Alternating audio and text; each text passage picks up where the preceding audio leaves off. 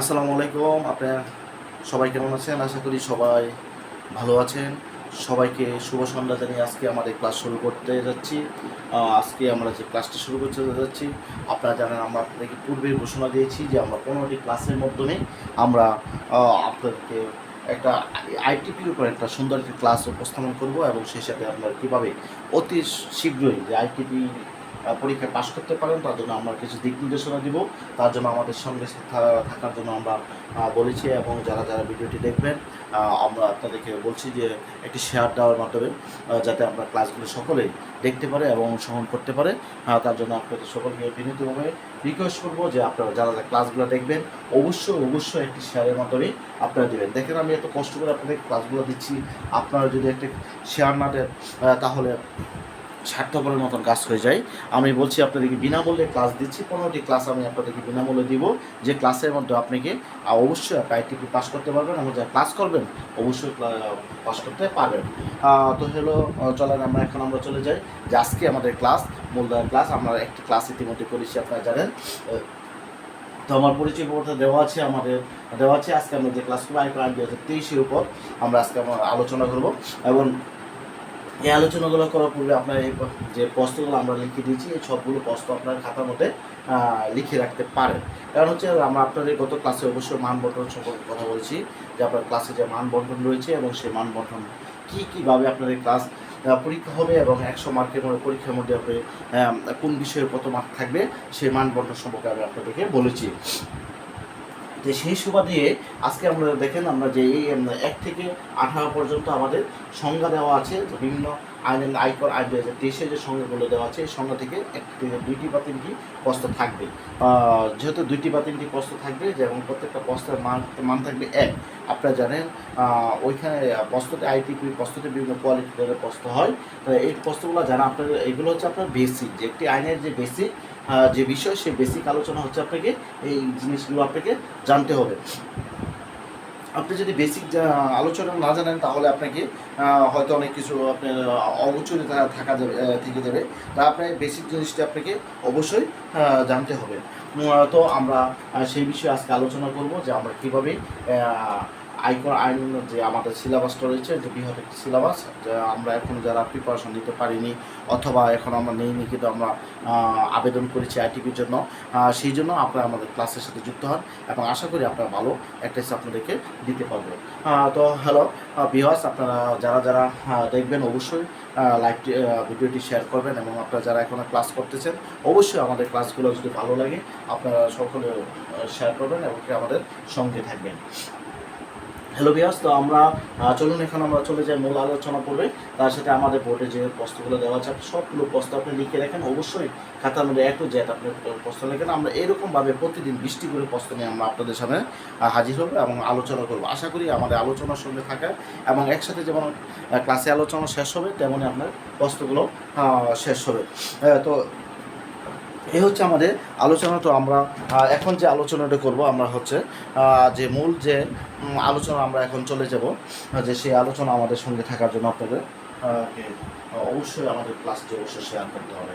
Hello বন্ধুরা, তো আমরা এখন চলে যাই যে আয়কর আইন 2023।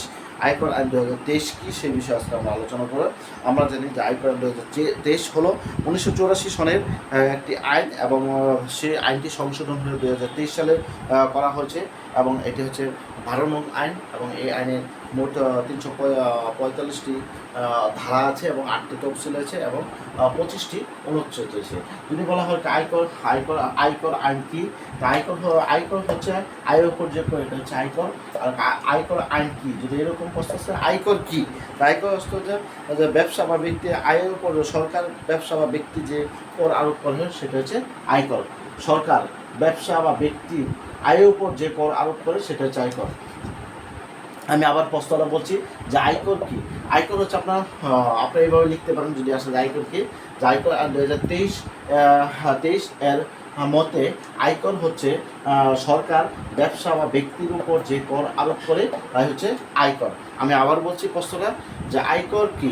আয়কর হচ্ছে আপনার লেখার আগে লিখবেন যে আয়কর আইন 2023 এর মতে আয়কর হলো সরকার ব্যক্তি বা ব্যবসার উপর যে কর আরোপ করে তাই হচ্ছে আয়কর। এক কথায় খুব সিম্পলি আপনার প্রশ্ন উত্তরগুলো লিখবেন, যাতে আপনার প্রশ্নগুলো খুব সুন্দর এবং সহজভাবে বোঝা যায়, সেইভাবে লিখবেন। তো বলা হয় দ্বিতীয় প্রশ্ন হচ্ছে আয়কর আইন কি? আয়কর আইন হলো 1984 সালে 37 নং অধ্যাদেশ। আপনারা বলবেন যে আয়কর আইন কি? আয়কর আইন হলো 1984 এর 36 নং অধ্যাদেশ দ্বারা গঠিত 2023 এর 22 জুন প্রবর্তিত হয় এবং 12 নং আইন, এবং এটি মোট 345টি ধারা রয়েছে এবং মোট 8টি তফসিল আছে এবং 25টি অনুচ্ছেদ আছে। তার মানে আমরা লিখতে পারেন যে আয়কর আইন 2023 মতে 1984 অধ্যাদেশ 36 নং অধ্যাদেশ দ্বারা গঠিত এবং এটি মোট 345 ধারা রয়েছে, 8টি তফসিল এবং 25টি অনুচ্ছেদ রয়েছে। এটি হচ্ছে আয়কর আইন। তো আয়কর রিটার্ন কি? আয়কর আয়ের উপর যে কর আরোপ করা হয় এটা হচ্ছে আপনাকে আয়কর। আয়ের উপর জাতীয় রাষ্ট্রপতি বা এনবিআর কর্তৃক যে নির্ধারিত ফর্মে যে কর আরোপ করা হয় সেটা হচ্ছে আপনাকে আয়কর রিটার্ন। মানে হচ্ছে আপনার জাতীয় রাজস্ব বোর্ড মানে এনবিআর, আমরা জানি যে করটা আরোপ করে কি এনবিআর, সেই এনবিআর যে কর আরোপ করে সেটা হচ্ছে আপনাকে একটা নির্দিষ্ট ফর্ম হয়ে হচ্ছে আপনাকে আয়কর রিটার্ন। উৎসকর কর্তন, উৎসকর কর্তন হচ্ছে আপনারা জানেন যে উৎসকর কি? উৎসকর হচ্ছে উৎসের উপর যে কর দেওয়া হয় এটা হচ্ছে উৎসকর। এখন আপনি বলতে পারেন উৎসের উপর কী কর? উৎসের উপর কর হচ্ছে আপনার, যেমন আমরা বাজার থেকে একটা আপনার যে কোনো একটা জিনিস কিনলেন, এটা হচ্ছে আপনার সাথে সাথে কর কেটে রাখা হচ্ছে। যেমন আপনি ফায়ার লাভলি কিনলেন, একটা সাবান কিনলেন, একটা শ্যাম্পু কিনলেন, অথবা আপনি যাই কিনেন না কেন, দেখবেন আপনি এটার উপরে একটা কর পার্সেন্টেজ দেওয়া থাকে, অত পার্সেন্ট কর মানে দেওয়া হচ্ছে। এটা হচ্ছে আপনার উৎসকর, মানে উৎসের উপর যে কর কর্তন করা হয় সেটা হচ্ছে আপনার কি কর। তো কর হচ্ছে কি? কর হচ্ছে আপনার কর হতো আয়ের উপর পদেয় কর এবং যে কোনো অতিরিক্ত কর, অতিরিক্ত মুনাফা, এগুলো হচ্ছে আপনার কি কর। করদাতা, করদাতা যিনি কর দেন উনি হচ্ছে করদাতা। কর বর্ষ দেখেন আপনি কর কর কর হচ্ছে ধারা 2021 সংখ্যা দেওয়া আছে এবং করদাতার সংখ্যা দেওয়া হচ্ছে ধারা 2022 এবং কর বর্ষ হচ্ছে দেওয়া 2024 কর বর্ষ। কর বর্ষ বলতে আপনার খুবই একটা গুরুত্বপূর্ণ বস্তু হচ্ছে কর বর্ষ কি। দেখেন আপনি কর বর্ষ হচ্ছে যে 1 জুন মাস 1 জুলাই, পহেলা জুলাই থেকে পরবর্তী জুলাই পর্যন্ত হচ্ছে আপনাকে কর বর্ষ বলা হয়। মানে আপনি পহেলা জুলাই যে করটা দিচ্ছেন এটা থেকে পরবর্তী জুলাই পর্যন্ত হচ্ছে আপনাকে কর বর্ষ। এটা হচ্ছে কর বর্ষ। কর অব্যাহতি, যাকে কর থেকে অব্যাহতি দেওয়া হয় তাকে কর কমিশন। আর কর কমিশন কর পরিচালক মহাপরিচালক হচ্ছে আপনাকে কর কমিশনার 2 থেকে 26 ক এবং ধারা 2 থেকে 26 ক ধারা দেওয়া আছে এবং কর নির্ধারণ, যার উপর কর নির্ধারণ করা হয় এনবিআর কর্তৃক। ওটা হচ্ছে কর নির্ধারণ। কর মুক্ত সীমা, কর মুক্তি সীমা সম্পর্কে আলোচনা করা হচ্ছে যে আপনার কর মুক্ত সীমা কি, অর্থাৎ মোট আয়ের কোনো সীমা যা শূন্য কর বিশিষ্ট 2027 দেওয়া আছে, যা শূন্য 2027 যে করমুক্ত সীমা, যে মোট আয়ের যে করমুক্ত সীমা যা শূন্য কর বৈশিষ্ট্য, এটা হচ্ছে করমুক্ত সীমা। আমরা যদি যারা শূন্য কর বলে রাখি। প্রতিবন্ধী ব্যক্তি কারা এবং প্রতিবন্ধী আপনার দেওয়া আছে যে প্রতিবন্ধী ব্যক্তিদের কথা বলা হচ্ছে। প্রতিবন্ধী আইন 2023, 2013 এর 39 নং আইন 31 ধারা প্রতিবন্ধী 31 ধারা 2013 প্রতিবন্ধী আইন 2013 31 ধারা যদি প্রশ্ন আছে প্রতিবন্ধী ব্যক্তি, তাহলে আপনাকে অবশ্যই লিখতে প্রতিবন্ধী আইন 2013 31 ধারা প্রতিবন্ধী ব্যক্তিদের কথা বলা আছে। 256 ধারা 200 সংখ্যা দেওয়া আছে 256। খেলাপি করদাতা, খেলাপি করদাতা কি? আপনার খেলাপি করদাতা হচ্ছে কোনো ব্যক্তি যিনি এই অনুযায়ী কোনো কর পরিশোধ ব্যর্থ হয়েছেন এবং কোনো ব্যক্তি যিনি এই অনুযায়ী খেলাপি করদাতা হিসেবে গণ্য হয়েছে। আর 2টি শর্ত পূরণ করতে হবে খেলাপি করদাতা। যদি আপনি আসেন যে খেলাপি করদাতা কি, তাহলে বলবেন যে আয়কর আইন 2023 2032 ধারা 2032 অনুযায়ী খেলাপি করদাতা হলো যিনি কর দিতে ব্যর্থ হয়েছেন এবং যিনি কর অব্যাহতি পেয়েছেন। বার্ষিক মূল্য বলতে আমরা বুঝি কি? বার্ষিক মূল্য হচ্ছে আপনার যে মূল্যের পর ফান্ড আক্রান্ত হয়েছে, অর্থ কোনো সম্পত্তি ভাড়ার ক্ষেত্রে বা আয় করেন হয়, ওটা হচ্ছে বার্ষিক মূল্য। হচ্ছে পণ্য বোর্ড বলতে আমরা বুঝি এটা হচ্ছে আপনার বার্ষিক মূল্য বোর্ড বলতে হচ্ছে আমরা এনবিআর কর্তৃক 1972 রাষ্ট্রপতির অর্ডার, যেটা রাষ্ট্রপতি 76 নং অর্ডার এবং 1976 সালে এনবিআর কর্তৃক বোর্ড গঠিত হয় ব্যক্তি দ্বারা। এই ব্যবসা, এইগুলো সবগুলো আপনি ভালোভাবে দেখে নেবেন। ব্যবসা ধারা 270, এই যে এমনি থিমটা দেওয়া আছে আপনার 1 থেকে আপনি 18 ধারা পর্যন্ত যেগুলো দেওয়া আছে, আয়কর আইন কি, এগুলো সুন্দরভাবে যে কোনো বই থেকে আপনি অতি সহজভাবে সাবলীলভাবে যেভাবে আপনি মনে রাখতে পারেন সেভাবে আপনি শিখে আপনি কি ক্লাসগুলো আপনি কি এই আইনগুলো আপনার মাথায় ঢোকান এবং আপনি যাতে আপনি লিখতে পারেন পরীক্ষা হলে যাতে লেখার মতন আপনার থেকে যে আয়কর আইন কি মানে শর্ট। আপনারা জানেন যে 10টি প্রশ্ন থাকবে, 14টি থেকে 13টি প্রশ্ন থাকবে, আপনার 10টি প্রশ্ন উত্তর দিতে হবে এক কথা। এই এক কথায় প্রশ্ন উত্তরগুলো এইগুলো আপনি 100 প্রশ্ন পড়েন, দেখেন আপনি অবশ্যই আপনি কি 10 মধ্যে 10 পাবেন, 10-এর মধ্যে 10 পাওয়ার সময়। তো এই হচ্ছে আমাদের 1 থেকে 17-18 পর্যন্ত আপনার যে সময়গুলো দেওয়া আছে, সময়গুলো আপনার ভালোভাবে যে কোনো বই থেকে আপনারা দেখে নেবেন এবং বেশি বেশি পড়বেন এবং আপনার মনে রাখার কৌশল চিন্তা করবেন। তো আজকে আমরা আরেকটা যে বিষয়, এখন আমরা বড় প্রশ্ন, দুইটা বড় প্রশ্ন আজকে আমরা দিচ্ছি।